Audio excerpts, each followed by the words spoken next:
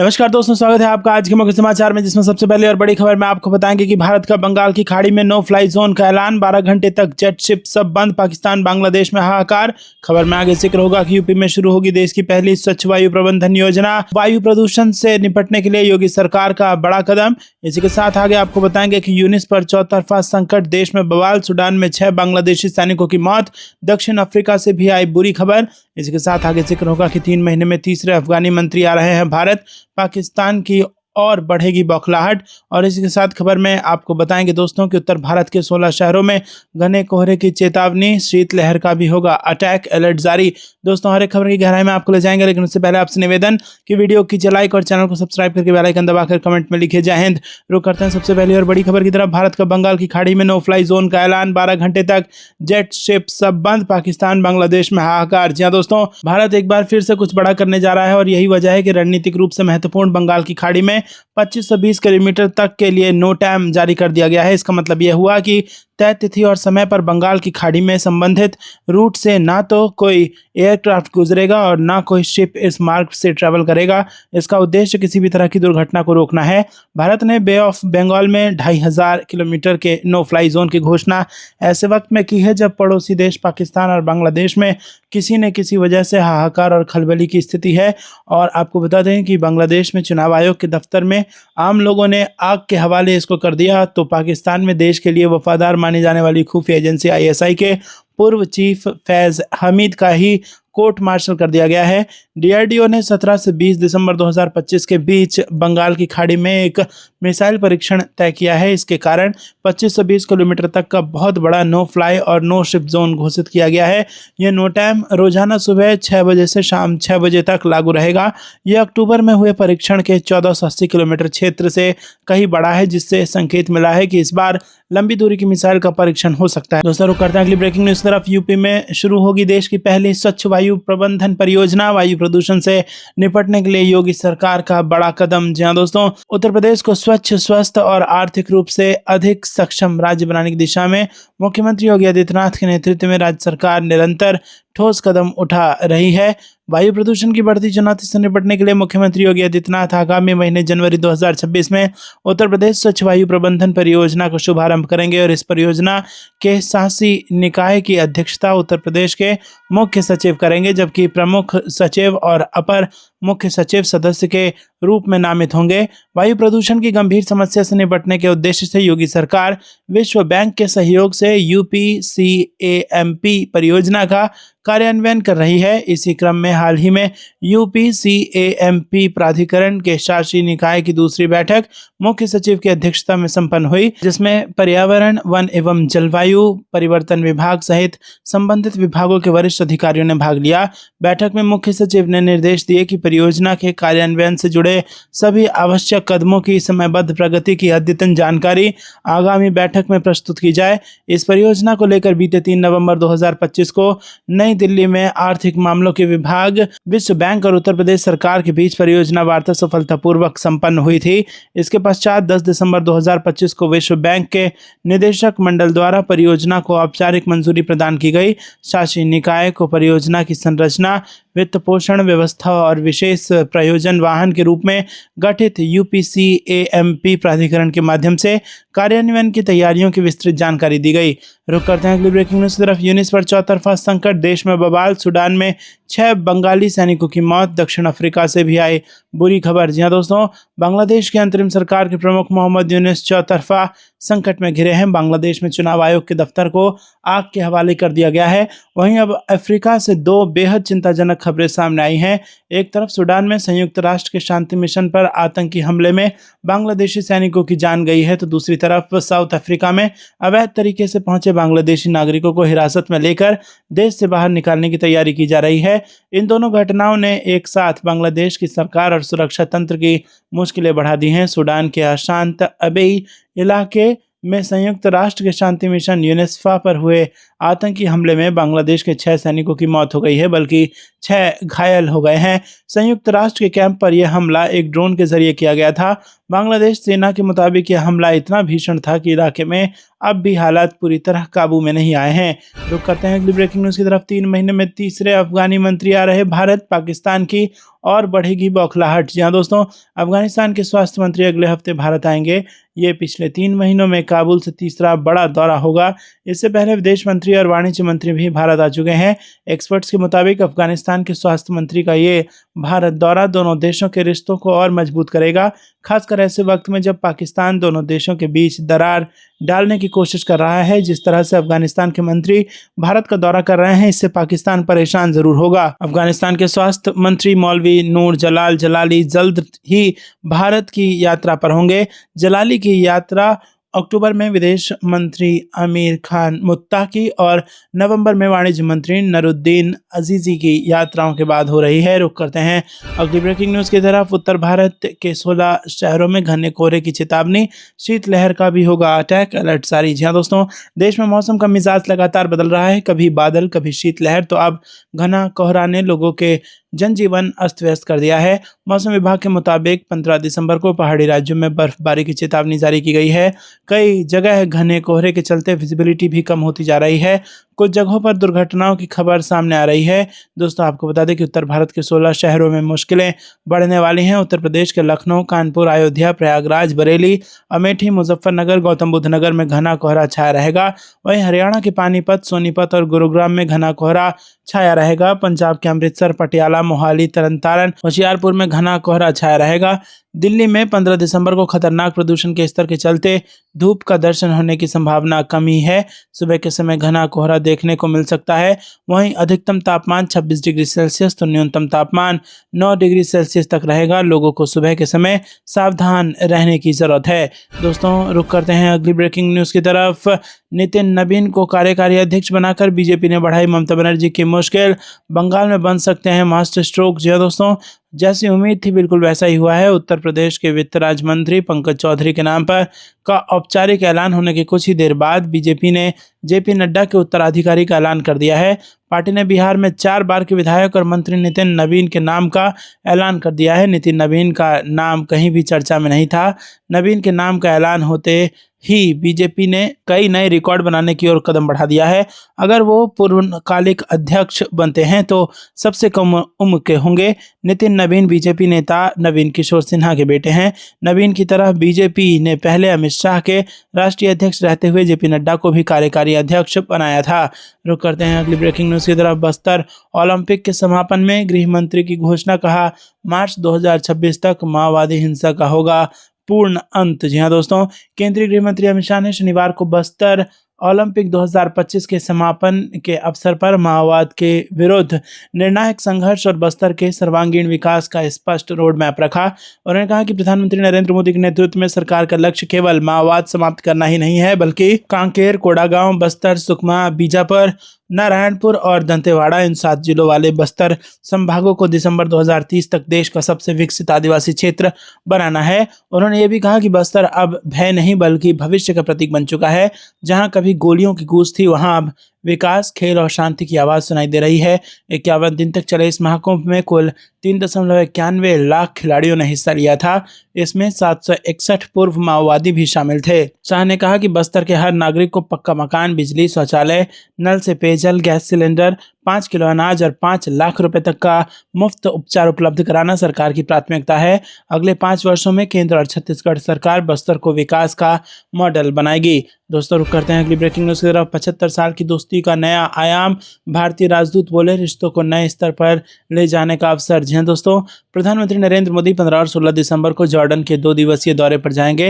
ये उनका जॉर्डन का पहला द्विपक्षीय दौरा होगा और इस दौरे को भारत और जॉर्डन के बीच रिश्तों के लिहाज से बेहद अहम माना जा रहा है। ऐसे में पीएम मोदी के इस दौरे को लेकर जॉर्डन में भारत के राजदूत मनीष चौहान ने कहा है कि ये यात्रा दोनों देशों की दोस्ती को और मजबूत करने के साथ साथ रिश्तों को एक नए स्तर पर ले जाने का अवसर है। उन्होंने कहा कि ये दौरा ऐसे समय हो रहा है जब भारत और जॉर्डन अपने अपने राजनयिक संबंधों के 75 साल पूरे होने का जश्न मना रहे हैं। चौहान ने कहा कि ये मौका ऐतिहासिक है और इस वर्ष की सबसे ज़्यादातर घटनाओं में से एक होगा। उन्होंने बताया कि प्रधानमंत्री मोदी 15 दिसंबर को जॉर्डन पहुंचेंगे और 16 दिसंबर तक वहां रहेंगे। उन्होंने कहा कि ये इस सदी में किसी भारतीय प्रधानमंत्री का पहला ऐसा दौरा है। आपको क्या कुछ लगता है दोस्तों, कमेंट में बताइए। वीडियो को लाइक नहीं किया तो लाइक जरूर कीजिएगा। रुक करते हैं अगली ब्रेकिंग न्यूज की तरफ। पश्चिम बंगाल चुनाव की तैयारी तेज, चुनावी जनसभा करेंगे पीएम मोदी, मतुआ क्षेत्र से होगी शुरुआत। जी हाँ दोस्तों, पश्चिम बंगाल में विधानसभा चुनाव को लेकर राजनीतिक गतिविधियां तेज होती जा रही है। चुनाव प्रचार के लिए प्रधानमंत्री नरेंद्र मोदी एक बार फिर बंगाल का दौरा करने वाले हैं। इस बार भी बीजेपी चुनाव प्रचार की शुरुआत मतुआ बहुल क्षेत्र से करने जा रही है। संसद के शीतकालीन सत्र खत्म होने के बाद प्रधानमंत्री मोदी 20 दिसंबर को नादिया जिले के राणाघाट में एक बड़ी जनसभा को संबोधित करेंगे। सूत्रों के मुताबिक भाजपा राज्य में चुनाव प्रचार के लिए 10 जनसभाएं करने वाली है, जिसमें पीएम मोदी भी भाग लेंगे, जबकि इनमें से 3 सभाएं अलीपुरद्वार, दमदम और दुर्गापुर से पहले ही वो भाग ले चुके हैं और जनता को संबोधित कर चुके हैं। अब बाकी 7 सभाएं आने वाले महीनों में आयोजित की जाएंगी, जिनकी शुरुआत राणाघाट से की जा रही है। बताया जा रहा है कि प्रधानमंत्री की ये जनसभा राणाघाट के ताहिरपुर इलाके में होगी। रुक करते हैं अगली ब्रेकिंग न्यूज की तरफ। बंगाल को बांग्लादेश बनाने की साजिश, बाबरी मस्जिद मुद्दे पर बीजेपी नेता ने ममता बनर्जी को जमकर सुनाया। जी हाँ दोस्तों, टीएमसी के निलंबित विधायक हुमायूं कबीर ने पश्चिम बंगाल में बाबरी मस्जिद की नींव रखी है, जिसे लेकर राजनीतिक घमासान थमता नहीं दिख रहा है। बीजेपी नेता दिलीप घोष ने इस मुद्दे पर रिएक्ट किया और उन्होंने पश्चिमी मेदिनीपुर में कहा कि अगर पूरे देश में कहीं भी बाबरी मस्जिद नहीं है तो बंगाल में इस नाम से मस्जिद क्यों बनाया जा रहा है। ऐसा इसलिए क्योंकि यहाँ बांग्लादेश बनाने की साजिश चल रही है और ये ममता बनर्जी का तोहफा है। मस्जिद बनाना गलत नहीं है, लेकिन आप इसे बाबर के नाम पर क्यों बना रहे हैं। बाबर एक अत्याचारी था, आक्रांता था। भारतीय जनता पार्टी की पश्चिम बंगाल इकाई के नेता दिलीप घोष ने कहा कि बाबरी मस्जिद वाला कॉन्सेप्ट है, उसको यहाँ की जनता ने साफ कर दिया है। अदालत के आदेश से मंदिर बन गया राम जी का, लेकिन बंगाल में क्यों बाबरी मस्जिद बन रही है? क्योंकि इसे बांग्लादेश बनाने की साजिश हो रही है। ये जो पूरा ड्रामा था वो एक्सपोज हो गया। ममता बनर्जी का पूरा मामले में जो पीछे से हाथ था वो भी साफ हो गया। यही वजह है कि लोगों का आग्रह कम हो गया है। दोस्तों, दिलीप घोष ने कहा कि मस्जिद बनाने में आपत्ति नहीं है, अभी तो जहां ये मस्जिद बन रही उसकी ज़मीन ही ठीक नहीं है। बनाओ मस्जिद, लेकिन कोई बाबर के नाम से नहीं बनाओ। बाबर कौन होता है हमारे देश का? वो अत्याचारी था, आक्रांता था। उसके साथ क्यों मस्जिद को जोड़ रहे हो? यहाँ के समाज के साथ जोड़िए, मस्जिद बनाइए, अपने धर्म का पालन करिए। कौन मना करता है? आरएसएस के सरसंघचालक मोहन भागवत की बातों का समर्थन करते हुए कहा कि नागरिकों को राष्ट्रीय हित में जीना चाहिए और राष्ट्र सर्वप्रथम होना चाहिए। रुक करते हैं अगली ब्रेकिंग न्यूज की तरफ। पुतिन ने पाकिस्तान पीएम को कराया 40 मिनट तक इंतजार, झल्लाकर मीटिंग में जबरन घुस गए शहबाज। जी हाँ दोस्तों, आपको बता दें कि यहाँ पर बड़ी खबर आ रही है। तुर्कमेनिस्तान में आयोजित अंतर्राष्ट्रीय फोरम में एक अजीब स्थिति तब बन गई जब पाकिस्तान के प्रधानमंत्री शहबाज शरीफ रूस के राष्ट्रपति व्लादिमीर पुतिन से मिलने की कोशिश में गलती से उनकी बंद कमरे वाली मीटिंग में पहुंच गए। ये पल कैमरे में कैद हो गया और सोशल मीडिया पर इसका मजाक उड़ने लगा। तुर्कमेनिस्तान की स्थायी तटस्थता के 30 साल पूरे होने पर 12 दिसंबर को ये बड़ा अंतर्राष्ट्रीय फोरम आयोजित हुआ था। इसी कार्यक्रम के दौरान शहबाज शरीफ की पुतिन के साथ द्विपक्षीय बैठक तय थी, लेकिन ये बैठक देर तक शुरू नहीं हुई और बताया गया कि शरीफ और पाक विदेश मंत्री इशाक डार करीब 40 मिनट तक एक अलग कमरे में इंतजार करते रहे।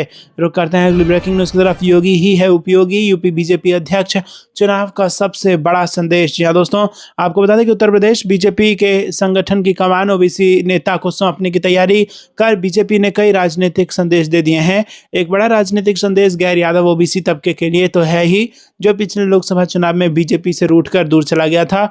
दूसरा बड़ा राजनीतिक संदेश ये भी है कि उत्तर प्रदेश में बीजेपी का चेहरा योगी आदित्यनाथ ही है और 2027 के विधानसभा चुनाव में बीजेपी उन्हीं के चेहरे को लेकर मैदान में उतरेगी। ओबीसी नेता को प्रदेश अध्यक्ष बनाकर बीजेपी ने राज्य में नेतृत्व परिवर्तन की तमाम अटकलों और अंदरूनी प्रयासों को खारिज कर दिया है। इसे इस तरह समझाया जाए, अगर बीजेपी प्रदेश अध्यक्ष की कुर्सी सामान्य वर्ग के किसी नेता को देती तो इसके अपने राजनीतिक निहितार्थ होते। इसका अर्थ होता कि बीजेपी जल्द ही सरकार की कमान योगी के हाथों से लेकर किसी ओबीसी नेता को देने का मन बना रही है।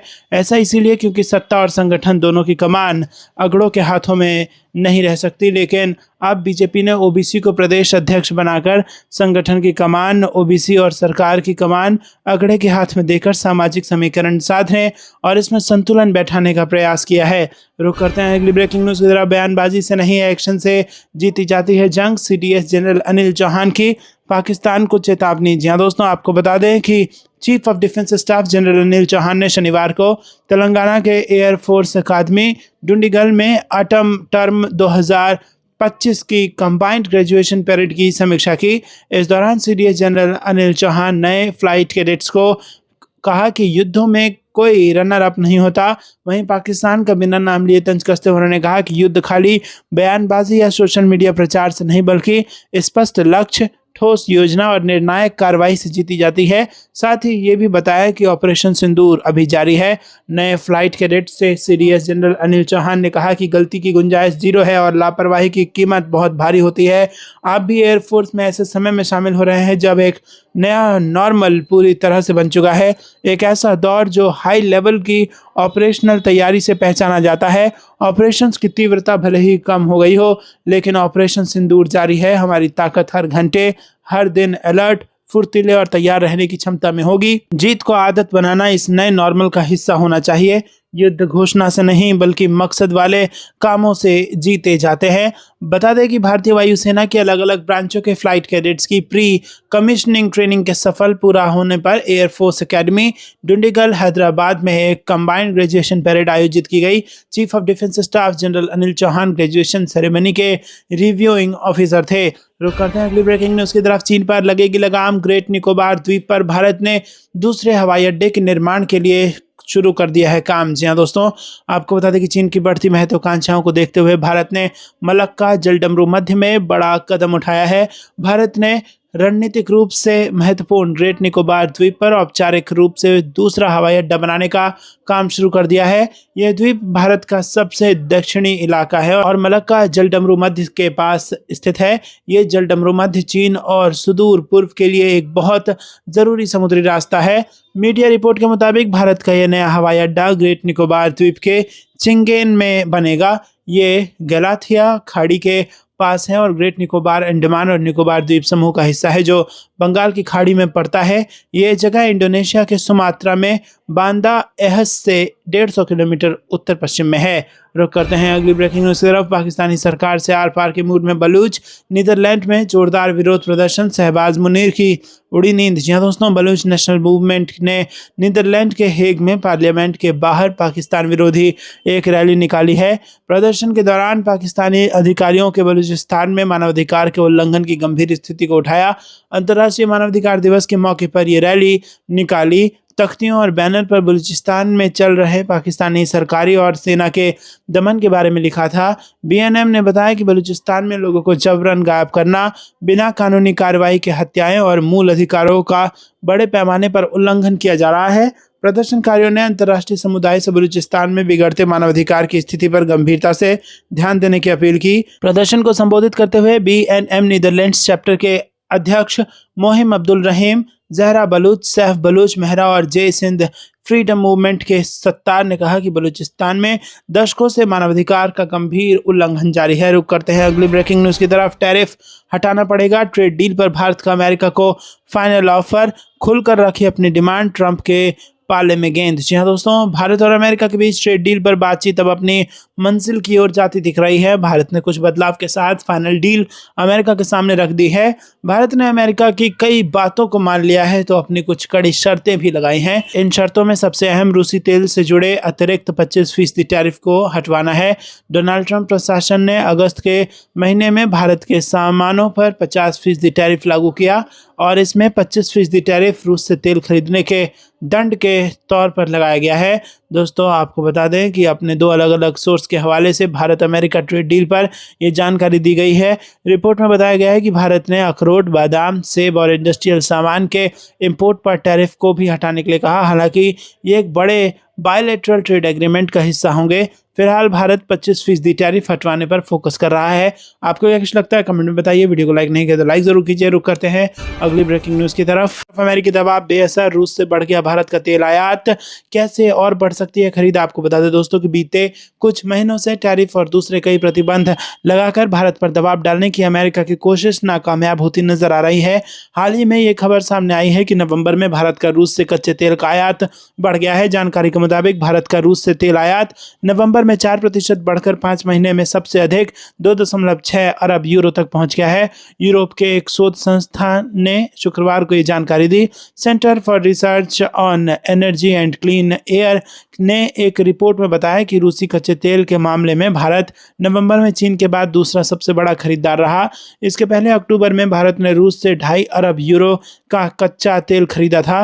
रिपोर्ट के मुताबिक नवंबर में रूस के कुल कच्चे तेल निर्यात का 47% चीन तो वहीं 38% भारत को निर्यात हुआ। अन्य खरीदारों की बात करें तो 6% तुर्की और 6% यूरोपीय संघ के हिस्से गया।